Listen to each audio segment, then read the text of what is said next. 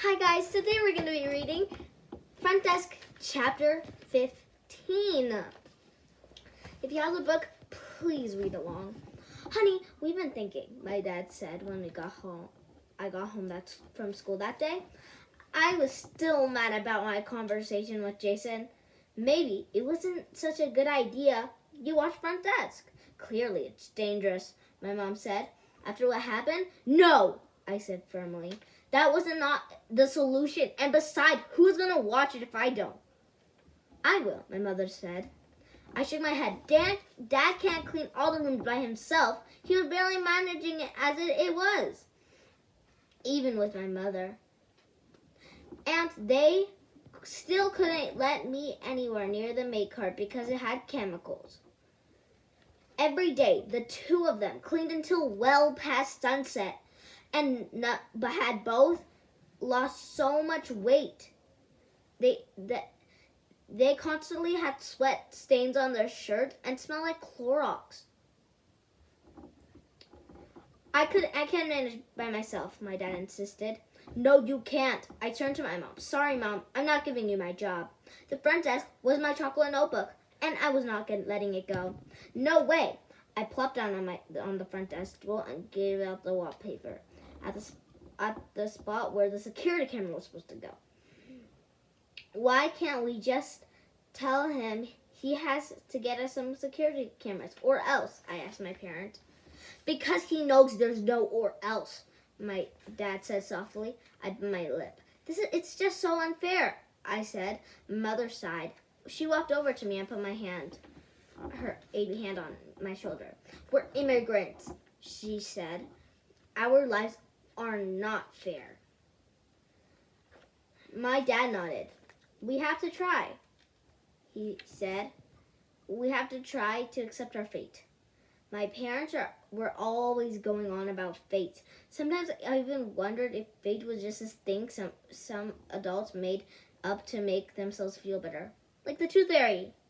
And really, it was not so bad, my dad said, his face brightening. We have a roof over our heads.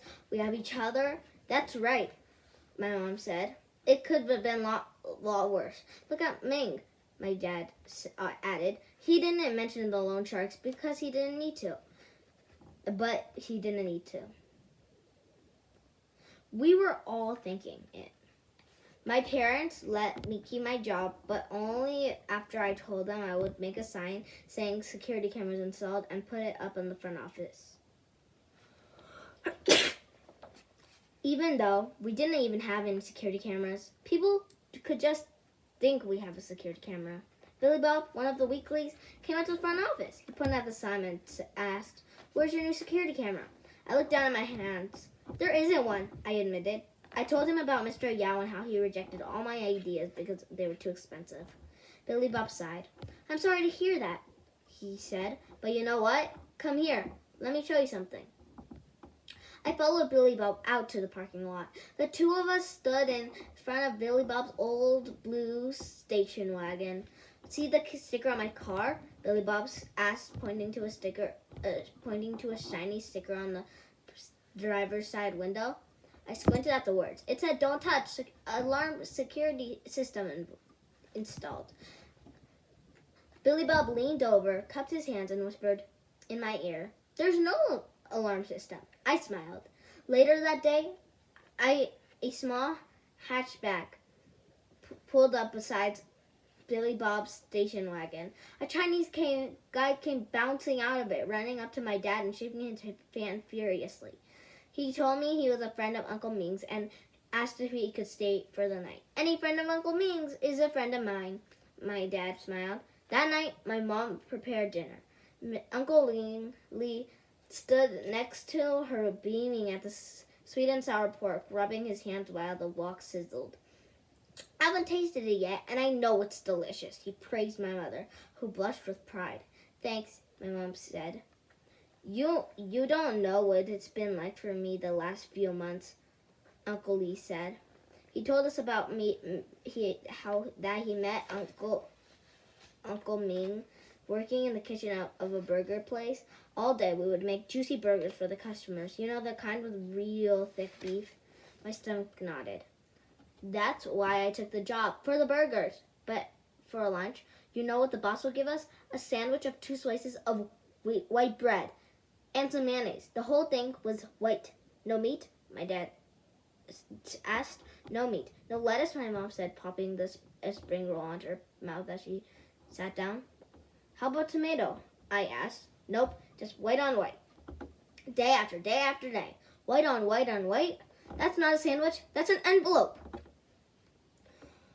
My father shook his hand at his new friend's misfortune.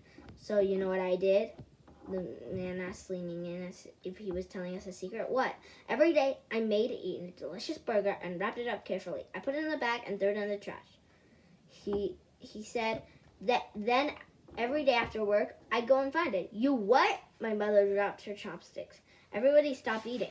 It wasn't always easy. Let me tell you, some days my body was completely inside the dumpster, and all you could see were those 2 tiny legs sticking out of the air. But I always managed to find my burger in the end, he said triumphantly. My eyes slid over to the trash can in the kitchen, overflowing with potato peels and eggshells. I pictured 2 little legs sticking out. Did anyone ever see you? I asked. He shrugged, like, so what if they did? I marveled at that guy, at his bravery. He didn't even care if anybody saw him. That was the most amazing part. I think I would definitely have cared. When I found my burger, it was the most incredible feeling ever. I devoured it right then and there. I just couldn't wait, he said, beaming. I pictured him sitting on top of mountains of trash, flies buzzing all around him, feet tapping on corn cobs and banana peels as he tucked into the burger. What's the name of the restaurant again? My dad asked. It's called Ray's Burgers, down in Carlsbad, Uncle Lee said. The boss's name was Ray? My dad asked. No, the boss's name was Yi Fu, but Ray's Burger sounds a lot better than Yi Fu's Burgers. My dad chuckled. He pointed at the pen on the table. Grab me a pen, will you, Mia? Write down Ray's Burgers. Yeah, tell your friend that's not the one of the place you'll ever want to work in. Uncle Lee said, stretching for another spring roll. I went to my room and found an empty journal. In it, I wrote, Restaurant in Carlsbad, Ray Burgers. Boss only feeds workers on white on white on white. I showed it to my dad. In Chinese, he said, so you can all read it. Underneath the English, I started writing in Chinese, stopping when I got to the word burger. How do you write the word burger? I asked my mom. My mom frowned, taking the pen from me. 2 years in America, and she nearly forgotten all her Chinese. She said apologetically to Uncle Lee. English is way more important than it anyways, he said, batting away her concern. My mother sighed. That's the thing about moving kids from one country to the other. They're not good at either language. Her words sat on my shoulders, heavy as rock. I looked down at my feet and nearly jumped when my mother touched my hand. But she does all the math at the front desk, don't you, honey? She said, smiling at me. If you want to see what happens in chapter 16, then watch the next video. And if you want to see what happens in chapter 14, watch the last video. Bye!